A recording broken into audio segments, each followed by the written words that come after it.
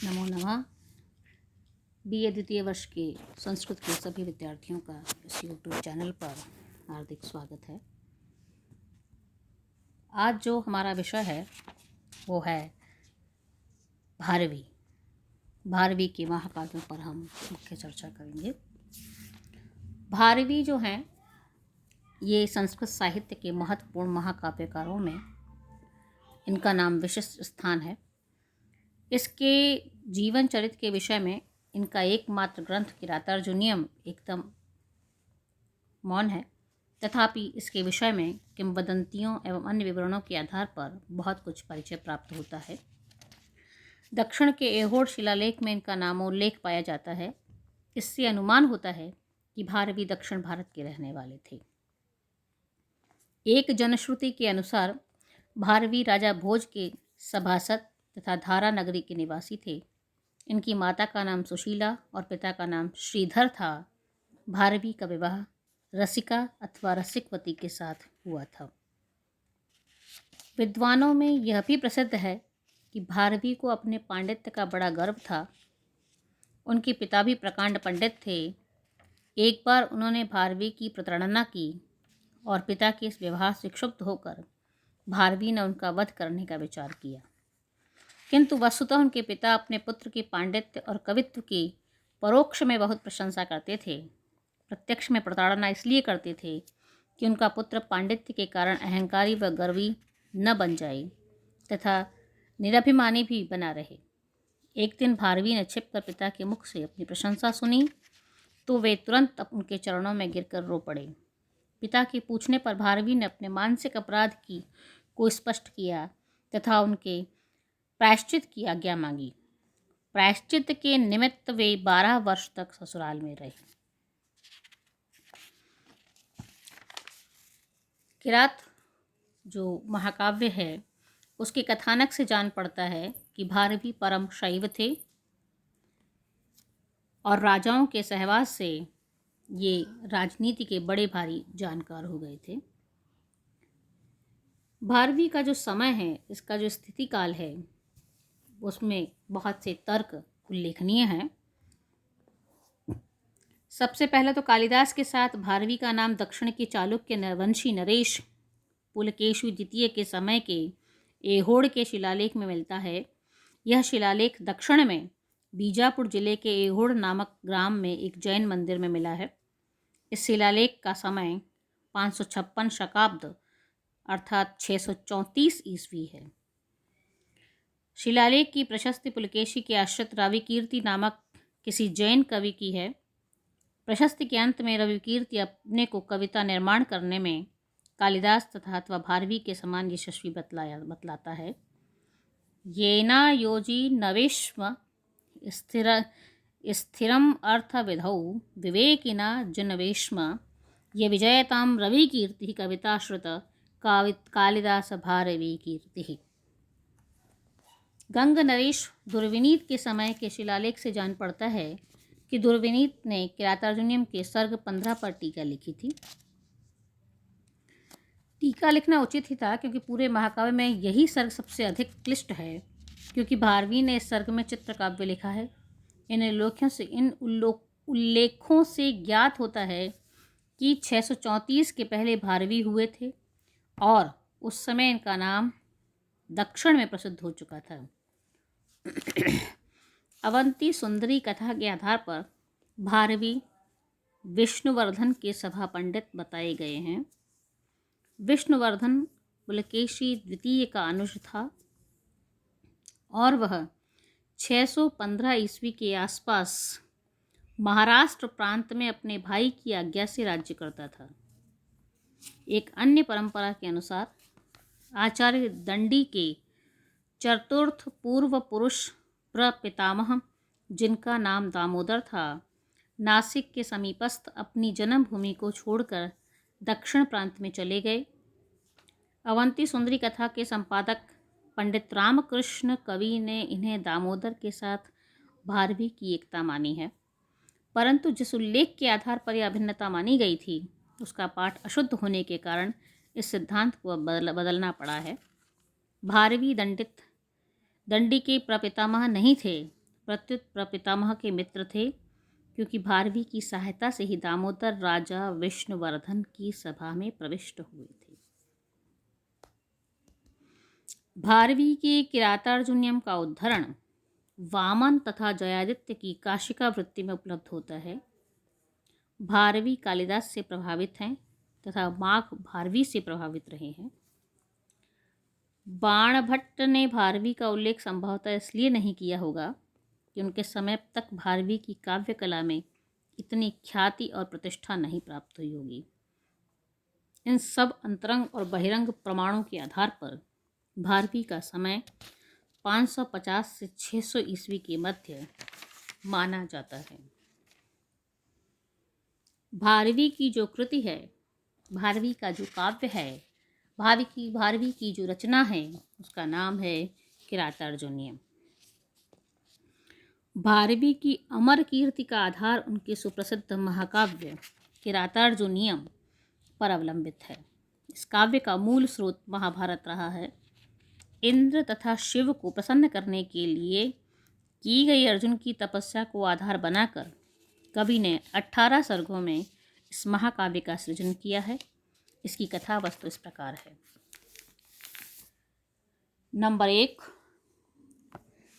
प्रथम सर्ग में द्यूत क्रीड़ा में पराजित युधिष्ठिर अपने भाइयों तथा द्रौपदी के साथ वन में रहते हैं। वहाँ से वे एक वनेचर को दुर्योधन की शासन व्यवस्था को जानने गुप्त रूप में भेजते हैं। वह सब कुछ ज्ञात करके युधिष्ठिर को सूचना देता है। युधिष्ठिर वे सब बातें भीम के सामने द्रौपदी को सुनाते हैं और द्रौपदी क्रुद्ध होकर युधिष्ठिर को भला बुरा कहती हैं। द्वितीय सर्ग में भीम भी युधिष्ठिर से यही कहते हैं कि आप वनवास की अवधि 13 वर्ष पूरी होने के पूर्व ही अर्थात तत्काल दुर्योधन से युद्ध करके अपना राज्य हस्तगत कर लीजिए। इस पर युधिष्ठिर उसे समझाते हैं। सर्ग 3 में वहाँ आए देवेदव्यास युधिष्ठिर और भीम दोनों को समझाते हुए कहते हैं कि दुर्योधन के पक्ष वाले सभी योद्धाओं को पराजित करने के लिए अर्जुन को दिव्यास्त्र की प्राप्ति करनी चाहिए और उसके लिए तपस्या द्वारा इंद्र को प्रसन्न करना चाहिए। इसी बीच द्रौपदी भी अर्जुन को इसके लिए प्रेरणा देती हैं। चतुर्थ सर्ग में अर्जुन इंद्रकील पर्वत की ओर तप करने जाता है। एक यक्ष उसे मार्ग बताने में सहायता करता है और उस समय विद्यमान शरद ऋतु की शोभा का वर्णन करता है। पंचम सर्ग में कवि हिमालय की शोभा का वर्णन करता है। तदुपरांत इंद्रकील पर्वत का वर्णन करते हुए यक्ष अर्जुन को उपदेश देते हुए कहता है कि आप यहाँ तप करें। तप में बहुत से विघ्न बाधाएं उपस्थित होंगी और इसके बाद आपको कल्याण की प्राप्ति होगी। छठे सर्ग में इंद्रकील पर्वत पर अर्जुन के तपोनुष्ठान का तथा विघ्न डालने के लिए इंद्र प्रेषित अप्सराओं के गमन का वर्णन है। सप्तम सर्ग में गंधर्वों के साथ अप्सराएं आती हैं और विविध प्रकार का विलास करती हैं। अष्टम सर्ग में गंधर्वों और अप्सराओं को की क्रीड़ा आदि का विस्तृत वर्णन है। नवम सर्ग में सायकाल आदि का अलंकारिक वर्णन किया गया है। दशम सर्ग में अर्जुन को लुभाने के लिए अप्सराएं विविध प्रकार की चेष्टाएं करती हैं, किंतु विफल होकर वे गंधर्वों के साथ अपने अपने स्थान पर चली जाती हैं। एकादश सर्ग यानी 11वें सर्ग में अर्जुन के तपोनुष्ठान को देखने के लिए वहां इंद्र का आगमन होता है और वार्तालाप के बाद वे अर्जुन को महादेव की आराधना करने के लिए विजयार्थ उपदेश देकर वहां से अंतर्ध्यान हो जाते हैं। द्वादश सर्ग में भगवान शिव को प्रसन्न करने के लिए अर्जुन पुनः दत्तचित्त होते हैं। त्रयोदश सर्ग में अर्जुन की वीरता की परीक्षा के लिए शिव उसके पास मूल दानव को वराह के रूप में भेजते हैं। अर्जुन उसे अपने तीर से समाप्त कर देता है। ठीक इसी समय किरात वेशधारी शिव का बाण भी उस वराह शूकर के शरीर में लगता है। चतुर्दश सर्ग किरात के सेवक अर्जुन के पास जाकर अपने स्वामी के बाण से मारे गए शूकर को लाना चाहते हैं। अर्जुन नहीं देना चाहता और दोनों के मध्य झड़प हो जाती है। पंचदश सर्ग में अर्जुन उन वनेचरों को युद्ध में परास्त कर देता है सूचना मिलने पर किरात वेशधारी शिव वहां आते हैं और अर्जुन के साथ युद्ध करते हैं। षोडश सर्ग में तपस्वी अर्जुन किरातराज की युद्ध कुशलता पर आश्चर्य करता है और पुनः उसे पराजित करने हेतु युद्ध में उत्साह के साथ प्रवृत्त होता है। सप्तदश सर्ग में भी अर्जुन और शिव के मध्य होने वाले युद्ध का वर्णन है। अष्टदश इसमें शिव और अर्जुन के बाहु युद्ध का वर्णन है। अंत में शिव अर्जुन के पराक्रम से प्रसन्न होकर अपने वास्तविक रूप में आ जाते हैं और उसकी इच्छा के अनुरूप अर्जुन को पाशुपतास्त्र प्रदान करते हैं। इसकी जो मूल्यांकन है या समीक्षा जो है इस ग्रंथ की, इसको हम इस प्रकार से देख सकते हैं कि किरातार्जुनीयम जो संस्कृत के प्रसिद्ध महाकाव्यों में माना जाता है, इसमें जो आख्यान चुना गया है वह महाकाव्य की कथावस्तु के सर्वथा अनुपयुक्त है, परंतु भारवी की अपनी रचना चातुरी के द्वारा इसे 18 सर्गों में लिखकर विशाल का एक काव्य का रूप दिया है। इसका विपुल विस्तार कवि की अद्भुत वर्णन शक्ति, उर्वरक मस्तिष्क एवं मौलिक उद्भावना शक्ति का परिचायक है। महाकाव्य में जिस प्रकार की स्वाभाविक कथावस्तु का प्रवाह होना चाहिए उसका यहाँ अभाव है।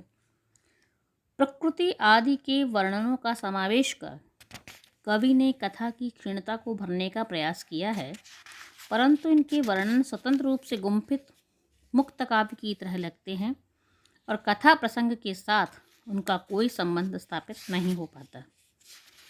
किरातार्जुनीयम वीर रस प्रधान महाकाव्य है तथा श्रृंगार आदि रस अंगभूत हैं। कवि ने वीर रस की निष्पत्ति के लिए रसानुकूल वर्णों का विन्यास कर वीरता के वातावरण को झंकृत किया है। भीम एवं अर्जुन की उक्तियों तथा कार्य व्यापार के द्वारा वीर रस की व्यंजना हुई है।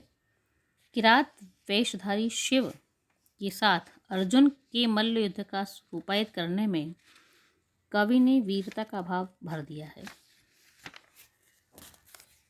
भारवी का अर्थ गौरव अत्यंत प्रसिद्ध है, जिसकी विशेषताएं थोड़े से शब्दों में बड़े से बड़े अर्थ को प्रकट करना है। भारवी ने कविता के नैतिक तत्वों की ओर विशेष ध्यान दिया। इस क्षेत्र में उनका व्यवहारिक एवं शास्त्रीय अनुभव इतना प्रौढ़ और परिपक्व है कि उनके वाक्य सूक्तियों के रूप में आज भी विद्वानों की जिह्वा पर नृत्य करते हैं, जैसे हितमनोहारी च दुर्लभम वचः वरम विरोधोऽपि सम महात्मभिः न वंचनीया प्रभवो अनुजीविभिः। और अगला है अहो दुरंता बलवत विरोधिता सहसा विधिजित नवन क्रियाम। भारवी अलंकृत शैली के प्रवर्तक माने जाते हैं। इन्होंने अपने काव्य को अलंकारों से विभूषित करने में अतीव प्रयत्न किया है। ऋतु, जल क्रीड़ा, चंद्रोदय का वर्णन बड़ी सुरलंदर भाषा में किया गया है। चौथे सर्ग में शरद ऋतु का वर्णन इतना नैसर्गिक और हृदयग्राही है कि इसके तुल्य दूसरा वर्णन ढूंढ निकालना कठिन है। उपमा, श्लेष आदि अलंकारों का प्रयोग भी उचित स्थान पर किया गया है। भारवी ने चित्रकाव्य लिखने में अपनी चातुरी दिखाने के लिए एक पूरा सर्ग 15 ही लिख डाला है, जिसमें सर्वतोभद्र, यमक, विलोम, अन्यान्य चित्रकाव्य की शैली के नमूने पाए जाते हैं। अतः कहीं कहीं भारवी का काव्य कठिन सा हो गया है। इसलिए सुप्रसिद्ध टीकाकार मल्लिनाथ ने इनके काव्य को नारियल के फल के समान बताया है। नारिकेल फल सन्निभ वचो भारवे। बृहत्त्रयी, ये नाम आपने सुना होगा कि बृहत्त्रयी जो है वो संस्कृत साहित्य में 3 विशालकाय महाकाव्यों का समूह के नाम से जिन 3 काव्यों की गणना होती है उनके नाम इस प्रकार हैं। भारवीकृत किरातार्जुनीयम, माघकृत शिशुपालवधम और श्रीहर्ष कृत नैषधीय चरितम। इनमें से भारवी कविता में गीतिमय माधुर्य की अपेक्षा वर्णनात्मक तथा तर्कात्मक ओज का ही प्राधान्य है। भारवी सुश्लिष्ट पदविन्यास के आचार्य हैं, जिनमें अर्थ गौरवमय पदों का विलास प्राप्त होता है। संसार की विपुल अनुभूति की पृष्ठभूमि पर किरातार्जुनीयम में व्यवहारिक तत्वज्ञान का वर्णन कवि के अनुभव की विशालता, राजनीति की पटुता तथा कथोपकथन की चातुरी प्रदर्शित करने का पर्याप्त साधन है। भारवी की भाषा उदात्त तथा हृदय को शीघ्र प्रभावित करने वाली है। यह कोमल भावों को प्रकट करने में उतनी ही समर्थ है जितनी कि उग्र भावों के प्रकाशन में। भारवी की शैली का यही मर्म है कि वह प्रसन्न होते हुए गंभीर है। धन्यवाद। आज के इस व्याख्यान में इतना ही। तब तक के लिए अगले व्याख्यान में हम पुनः मिलेंगे। तब तक के लिए शुभम भूयात्। सुष्टु।